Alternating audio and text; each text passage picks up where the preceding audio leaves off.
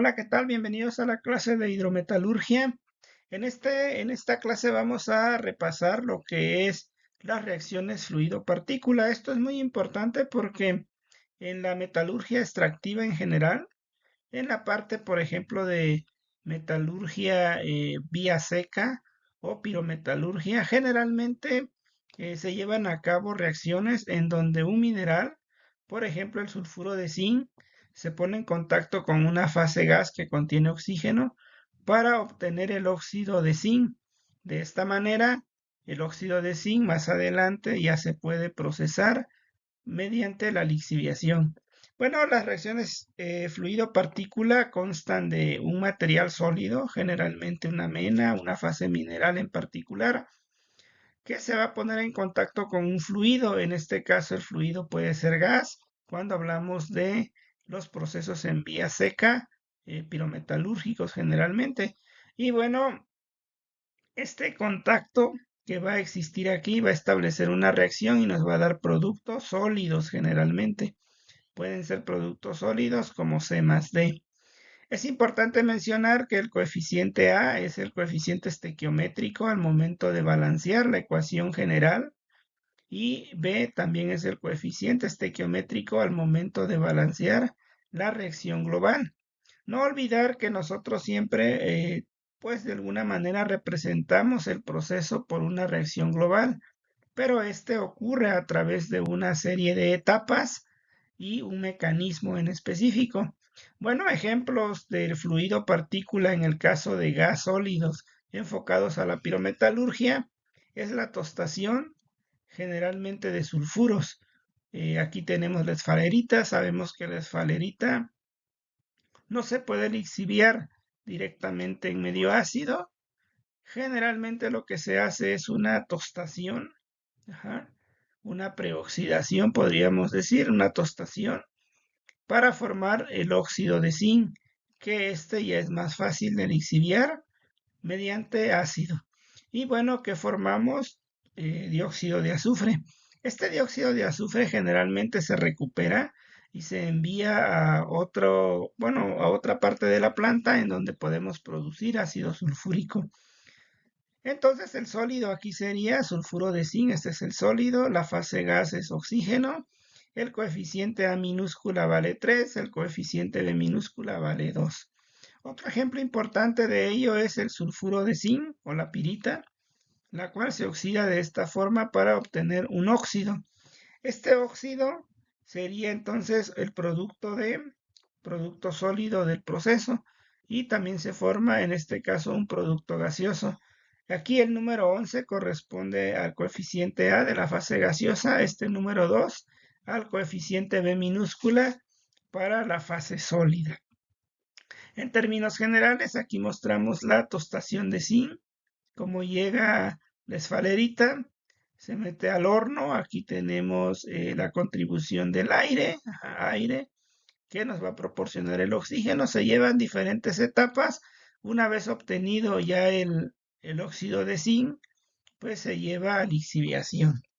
Y bueno, otro ejemplo también bueno, de los procesos en donde tenemos un fluido que es gaseoso en contacto con una fase sólida como lo es un mineral, es la preparación de metales a partir de óxidos, por ejemplo, a partir de pirita en función de la cantidad de oxígeno o podemos a partir de este óxido reducirlo con hidrógeno. En este caso parten de otro óxido, pero se reduce con hidrógeno, es decir, el hierro aquí tiene un número de oxidación mayor a cero y lo llevamos a hierro cero. Este es otro ejemplo, aquí el coeficiente B minúscula sería 1.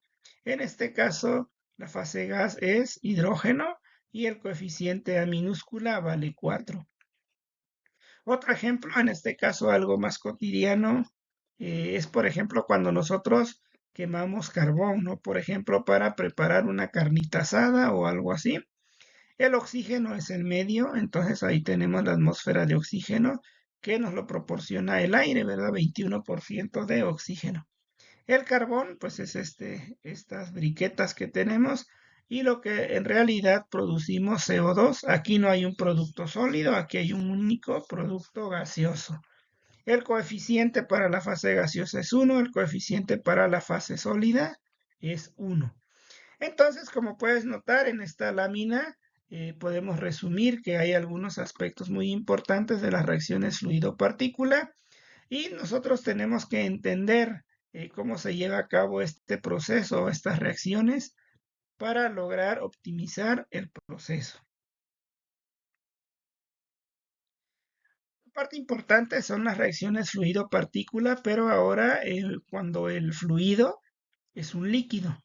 En este caso nos trasladamos a los procesos hidrometalúrgicos, en donde ponemos en contacto un sólido, que generalmente puede ser un mineral, ya sea puro desde una mena o desde una fuente como residuos electrónicos, y lo ponemos en contacto con soluciones acuosas que generalmente contienen un ácido y un agente oxidante.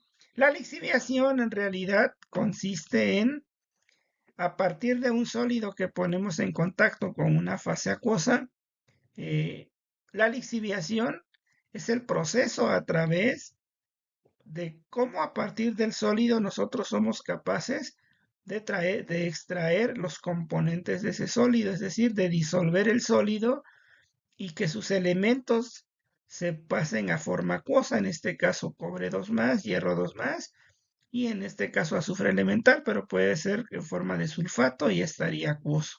Entonces, esa es la lixiviación. Entonces, un ejemplo particular de este tipo de reacciones es cuando la fase fluida es un líquido. Y vamos a ver algunos ejemplos prácticos. Por ejemplo, la lixiviación oxidativa de cobre y hierro a partir de calcopirita. El mineral de calcopirita es un mineral abundante en la naturaleza y es de esta manera donde encontramos la mayor cantidad de cobre disponible. Por ello, su interés es oxidar esta matriz para obtener cobre y hierro en forma acuosa. Y el oxidante que se utiliza generalmente es el oxígeno y necesitamos un medio ácido. Entonces, como puedes notar, este es un ejemplo. Cobre sería la fase B, B minúscula sería 1, A mayúscula sería el oxígeno pero acuoso, o sea, disuelto en la solución. A minúscula sería 1. Y bueno, aquí puedes observar que durante un proceso de lixiviación se pueden formar productos alrededor. Aquí vemos una parte que no ha reaccionado del mineral, pero alrededor ya está recubierto por productos provenientes de la misma lixiviación. Por ejemplo, aquí decimos productos fluidos y sólidos. ¿Por qué fluidos? Porque puede ser un gas que se formara, o porque sólidos, pues como un azufre elemental que vemos que rodea a esta partícula, y aquí se encuentra el azufre. A medida que el proceso avanza, este sólido puede quedar adherido a- al mineral que no ha reaccionado y entonces se convierte en un fenómeno, en un obstáculo. Ese obstáculo tiene que vencer el oxígeno y el hidrógeno para poder llegar a la superficie del mineral y oxidarlo. Otro ejemplo importante es la lixiviación ácida de óxidos y de carbonatos de cobre. Por ejemplo, aquí tenemos el óxido de cobre que se pone en contacto con un oxidante, en este caso permanganato, y agregamos una molécula orgánica, un aditivo más. ¿Cuál es la finalidad de esto? Formar un complejo.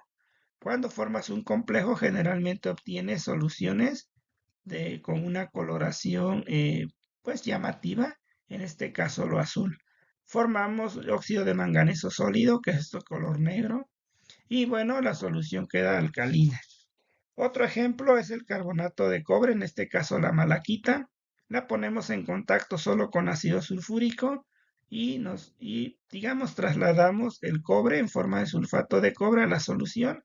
Producimos CO2, por ello pongo que son productos fluidos o productos sólidos o productos en forma acuosa. Entonces, este es otro ejemplo de los sistemas reacciones fluido-partícula, específicamente procesos de lixiviación. Bueno, ahora te preguntarás, ¿y cómo ocurren los procesos? O sea, ¿cómo es que se lleva a cabo la disolución de ese mineral, o sea, se oxida para, pues, de alguna manera permitirnos obtener cobre acuoso y hierro acuoso, o cobre 2 más, hierro 2 más. Bueno, pues existen dos teorías para explicar, bueno, al menos estas dos teorías, existen más teorías.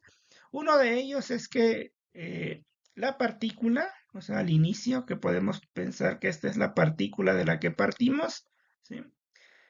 Se dice que puede de alguna manera llevarse a cabo esta reacción de manera, pues, a través de un modelo de conversión progresiva. ¿Qué significa eso? Que la partícula, ajá, es invadida totalmente por el fluido A, es decir, el fluido que lo va a oxidar, pensemos oxígeno acuoso, que está en esta partícula. Y de alguna manera la penetra en su totalidad, toda la fase A, y digamos que la partícula se va convirtiendo, se va de alguna manera oxidando en todo su tamaño, pensemos una partícula esférica. Pero pueden ocurrir dos casos, que la partícula no cambie su tamaño. Es decir, está gris o de esta manera, no ha reaccionado. Aquí ya lo invade el lixiviante y al final, ya que después que reaccionó en su totalidad, queda así. Pero la partícula es la misma. ¿Qué quiere decir? Hablamos de una partícula probablemente que es rígida, pero no cambia su tamaño. Podemos tener el otro caso, que partimos de la misma partícula, pero esta se va disolviendo y cada vez se va disolviendo, y es el mismo caso, el oxidante la invade y reacciona totalmente en cualquier punto del material, pero el material se va haciendo cada vez más pequeño hasta tender a desaparecer. Bueno, a este modelo se le llama de conversión progresiva o Uniform Conversion Model. Y bueno, esa es una manera de que nos pueden explicar un fenómeno. Así puede ocurrir la pirometalurgia o la hidrometalurgia, según sea la partícula y cómo interactúa con el medio, en este caso oxidante. Otro modelo importante se llama modelo de núcleo sin reacción o Shrinking Core Model. Bueno, ¿cuál es la cuestión importante de ello? Bueno, pues aquí tenemos claramente, aquí puedes observar una partícula. Esta partícula fue preparada, es un sulfuro, y se mete a un horno donde se inyecta aire y pues la idea es oxidarlo totalmente. Pues mira, como puedes observar, tal vez la partícula en su momento todo estuvo de esta forma, todo. Pero a medida que va reaccionando, fíjate, aquí está quedando el material que ya reaccionó, pero aquí hay material que no ha reaccionado. Pasa más tiempo y fíjate, ya se ha convertido más, o sea, ya reaccionó más el material, pero sigue habiendo una pequeña cantidad que no ha reaccionado. Ah, bueno, a esto le llaman núcleo, núcleo sin reaccionar. Es decir, el núcleo se va haciendo cada vez más pequeño, pero la partícula en general sigue siendo la misma. Es decir, la partícula tiene un tamaño constante, el núcleo es el que se va encogiendo y lo que queda alrededor del núcleo se le dice que son productos de la misma reacción, o a esto a veces se le conoce como capa inerte o ceniza. Bueno, esto con el tiempo se va convirtiendo, esa ceniza o ese material inerte se va convirtiendo en un obstáculo. ¿Para quién? Para la fase fluida, ¿sí?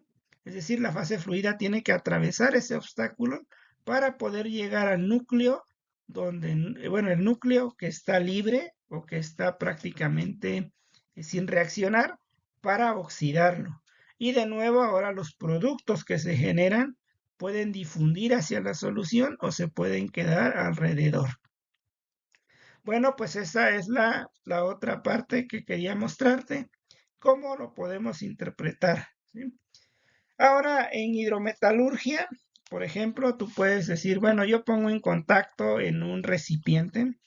Aquí tengo la lixiviación, lo azul representaría nuestra solución acuosa y esto representaría las partículas de mineral o de mena o de lo que yo tenga que agregar y lo agitamos, ¿sí? ¿Qué observamos? Vamos a pensar que son partículas de plata, partículas en donde tengo una especie de plata, generalmente un sulfuro de plata. Bueno, esta es la partícula. Vamos a pensar que hago un zoom y esta es una partícula al tiempo t igual a cero. ¿Qué va a pasar al tiempo t igual a cero? Bueno, la partícula entra en contacto y inmediatamente una capa de líquido lo invade, digamos, se forma una película de líquido, ¿sí? Esta película de líquido se le conoce como resistencia a la transferencia de masa o difusión externa. Lejos de esta partícula de líquido, pues tenemos el líquido completo, el líquido que tenemos en el sistema. Bueno, aquí en esta parte importante que tenemos el oxígeno que lo metimos en forma de gas, ¿cuánto se solubiliza? Aquí, por ejemplo, tenemos el reactivo que nos va a ayudar a formar la complejación, en este caso es la tiurea. Y entonces la tiurea y el oxígeno van a caminar para llegar a la superficie. Bueno, se van a trasladar, van a difundir, es la palabra correcta, hasta llegar a la superficie. Pero ¿qué barrera van a encontrar? La barrera del líquido. De igual forma, los productos de reacción, que sería este complejo de plata con el azufre elemental, pues también tienen una barrera que vencer al regreso y es la resistencia a la difusión externa. Ya lejos de esta película, pues hablamos que esto se llama el bull o es la solución como tal. Y ahí las condiciones pues no cambian, donde en realidad hay cambios importantes alrededor de esa película. ¿Por qué? Porque la concentración aquí es constante y llegando a la periferia de esa película, la concentración es menor.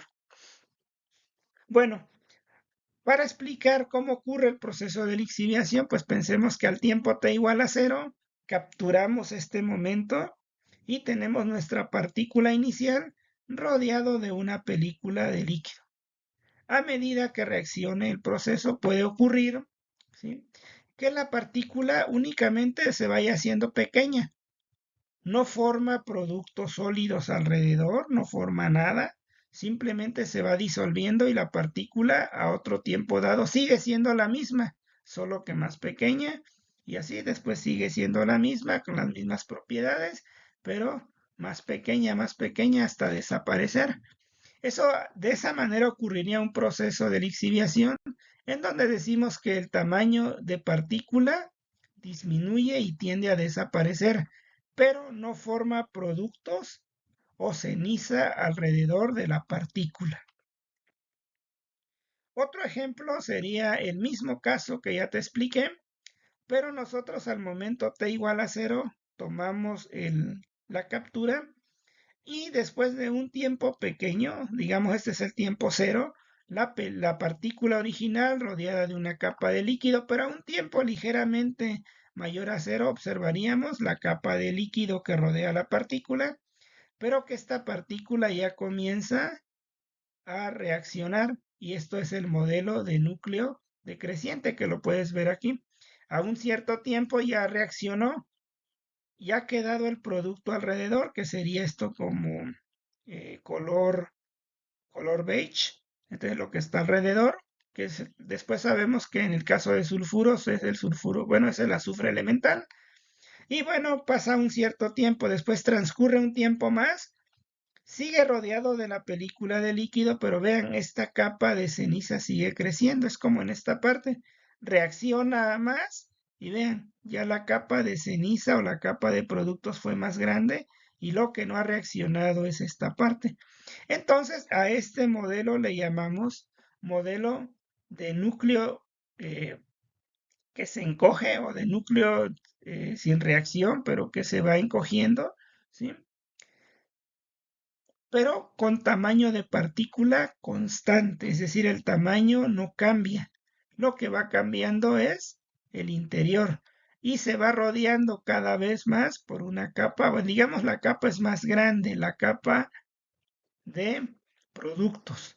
Y bueno, pues esto obviamente va a ser una resistencia grande porque nuestro fluido va a tener que llegar a la barrera de líquido, vencer la barrera de líquido, luego vencer la barrera de productos, es decir, vencer esta barrera hasta lograr llegar a lo que conocemos como la superficie donde va a ocurrir la reacción química o la reacción superficial en este caso. Otro modelo que podemos pensar sería que aquí tengo un error, sería tamaño de partícula decreciente, es decir, se forma el mismo caso anterior, pero la partícula no mantiene su tamaño constante, sino que la partícula se va haciendo más pequeña, pero a pesar de que es más pequeña, siempre mantiene una capa de producto, siempre tiene una capa de producto. Por supuesto, al final va a tender a desaparecer y ya no se va a formar, pues, producto, ¿verdad? Entonces, este es otro modelo que podemos encontrar para describir un proceso de lixiviación. La partícula se va disolviendo, ¿sí? Y a medida que se va disolviendo, se va haciendo cada vez más pequeña, pero a pesar de ello se forma una pequeña capa de productos alrededor.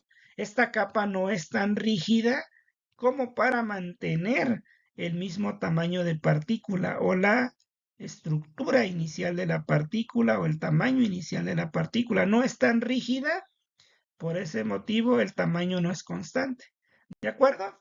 Y bueno, pues con ello, con terminado esta, en donde te mostré qué son los procesos o reacciones fluido-partícula y cómo se describe un proceso, por ejemplo, pirometalúrgico, y cómo se describe un proceso de lixiviación o hidrometalúrgico, y principalmente cuáles son los dos casos en donde el fluido puede ser un líquido, por ejemplo, en la lixiviación, o el fluido puede ser un gas, por ejemplo, en la pirometalurgia. Bueno, espero te haya gustado este video. Vamos a continuar más adelante con este de ahora ya muy enfocados en la deducción matemática de cómo representar este tipo de proceso. Saludos.